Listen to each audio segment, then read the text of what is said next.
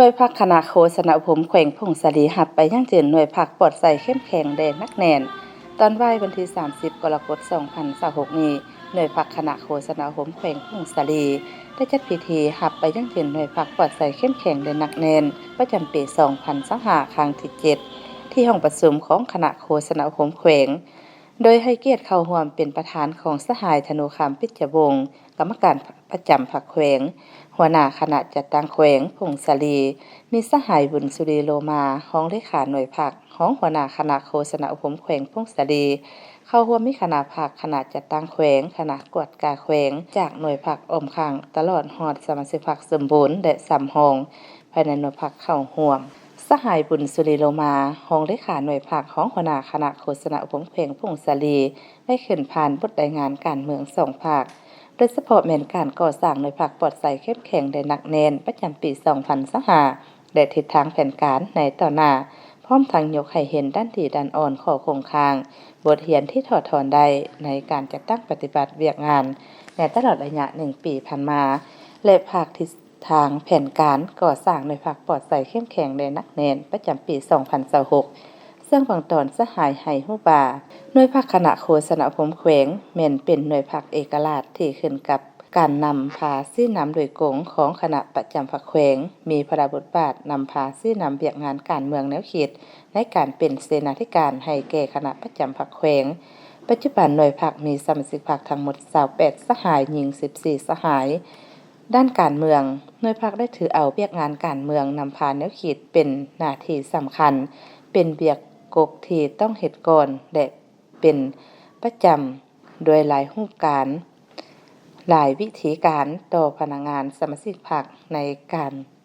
เอาแนวทางนโยบายของพรรครัฐก็คือมติคำสั่งกฎหมายของรัฐมาจัดตั้งเผยแพร่เสื่อมซึมให้พนักงานสมาชิกพรรคภายในให้รับผู้เข้าใจเป็นต้นแม่นมติกองประชุมใหญ่ของพรรคมติกองประชุมใหญ่ครั้งที่11ขององค์คณะพรรคแขวงพงศลีกฎระเบียบพรรคประชาชนปฏิบัติลาวเป็นปกติใน1ปีผ่านมาเวียกงานอบรมได้เปิดเรียนเอกสารสนับสนุนให้แก่มหาชนก้าวหน้าเข้าเป็นสมาชิกพรรคประชาชนปฏิบัติลาวในปี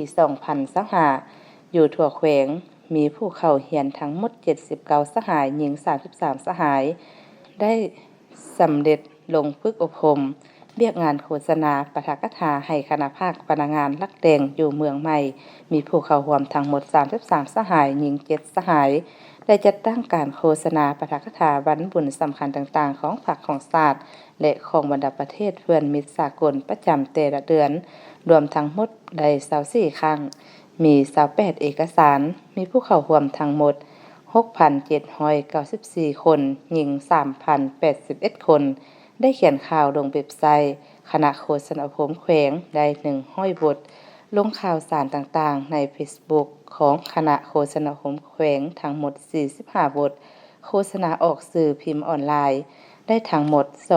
256ข่าวพร้อมในเวียกงานด้านอื่นๆก็ได้จัดตั้งปฏิบัติได้รับผลสำเร็จเคลื่อนไหวเก็บข่าวได้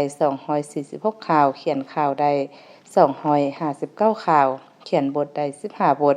ส่งข่าวเด่นให้ส่วนกลาง239ข่าวส่งบท15บท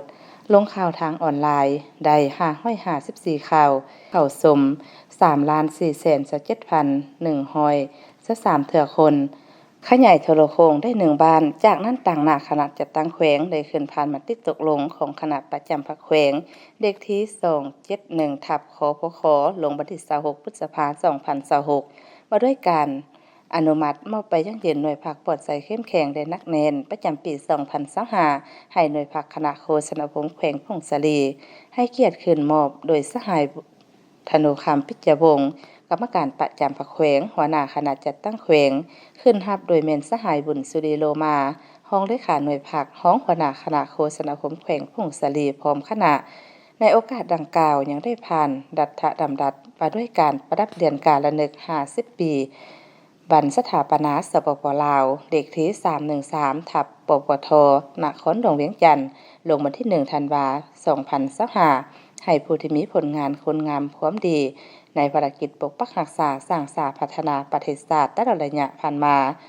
ขึ้นประดับเดือนกาดังกล่าวโดยสหายธนูคำปิจวงศ์กรรมการประจำพรรคแขวงหัวหน้าคณะจัดตั้งแขวงและขึ้นกล่าวหับโดยเมนบรรดาสหายผู้ที่มีผลงานตามลำดับโอกาสนี้สหายธนูคำปิจวงศ์กรรมการประจำพรรคแขวงหัวหน้าคณะจัดตั้งแขวงได้มีคำเห็นพร้อมทั้งเน้นเติมบางปัญหาต่อหน่วยพรรคซึ่งก่อนอื่นสหายได้กล่าวแสดงความย่องยอเสริมเสยมายังหน่วยพรรคที่ญาติใดหน่วยพรรคปลอดใส่เข้มแข็งหนักแน่นพร้อมนั้นสหายยังได้เรียกร้องมายังเลขาหน่วยพรรคคณะพรรคสืบต่อเฮ็ดหน้าที่เวียกงานการเมืองแนวเขตให้สมาชิกพรรคภายในหน่วยเป็นปกติสืบต่อปรับปรุงแบบแผนนำพาแบบแผนวิถีเฮ็ดเวียกสืบต่อรักษามุนเสือหน่วยพรรคปลอดใสเข้มแข็งได้นักแน่นให้ยืนยงตลอดไป